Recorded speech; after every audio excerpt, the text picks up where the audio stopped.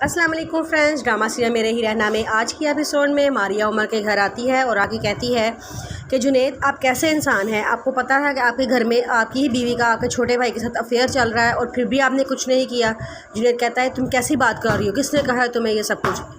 वो आगे से कहती है कि आज मुझे एक नंबर से कॉल आई थी और उन्होंने कहा था कि रूबीना का और उमर का काफ़ी देर चक्कर चलता रहा है और अब भी उनके दरमियान बहुत कुछ है, जिस पे जुनैद को बड़ा गुस्सा आता है और कहता है कि किसने मेरी बीवी के ख़िलाफ़ ऐसी बात की है, मैं उसका मुंह तोड़ के रख दूंगा।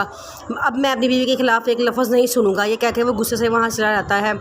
उमर भी कहता है कि मारिया, तुम कैसी बातें कर रही हो, किस तरह की बात, किसी ने कॉल की और तुम यकीन करके मेरे पास चली आई। तुम्हें चाहिए था उसी टाइम उसका मुँह तोड़ देती।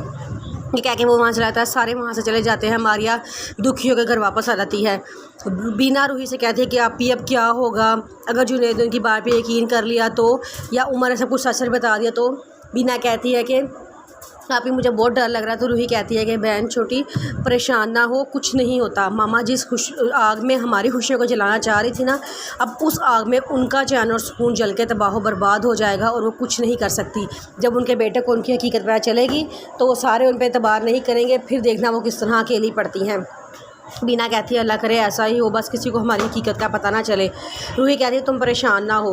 रूही बड़े गुस्से में अपनी सास के कमरे में जाती है, दरवाज़ा ज़ोर से मारती है और कहती है कि क्या मिला ये सब कुछ आपको करके। आपको पता है जब आपके बेटों पर आपकी हकीकत खुलेगी तो क्या इज़्ज़त रह जाएगी आपकी। आगे से वो कहती है, मैं तुमसे कोई बात नहीं करना चाहती, चली जाओ यहाँ से। रूही कहती है कि मैं कहाँ चली जाऊँ, मैं आपको पता नहीं है आपने कितनी गलत हरकत की है। आपने एक घर का सुकून बर्बाद करने की कोशिश की है। एक माँ तो अपने बच्चों की खुशियों के लिए, उनके सुकून के लिए सब कुछ करने के लिए तैयार होती है। आपने अपने बेटे की खुशी की खातिर अगर चुप कर जाती, इस राज को दिल में दफन कर देती, लेकिन नहीं, आपको तो था इस घर में लड़ाई पड़वाने का शौक। देखिए अब लड़ाई पड़ गई है, अब देखना ये आग कहाँ तक जाती है। और जब आपके बेटे उस फ़ोन नंबर का एड्रेस मालूम कर रहे हैं कि वो किसके नाम पर है, किसके नाम पर सिम रजिस्टर है, जब आपका नाम निकलेगा ना, फिर देखना अभी क्या इज़्ज़त रहती है आगे बेटों के दरमियान।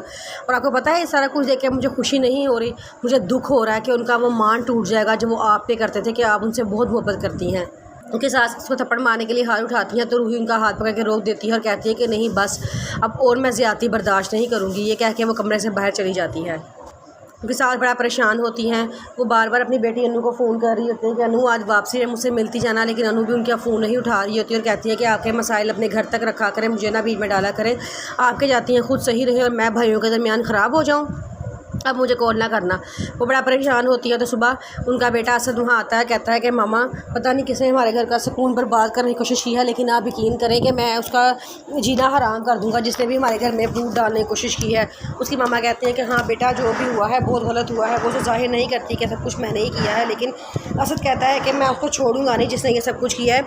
आप देखना मैं उसको इस तरह मसल के रख दूँगा जैसे एक चूंटी को मसला जाता है। उसकी मामा बड़ा खौफजदा हो जाती हैं उसकी बातें सुनकर।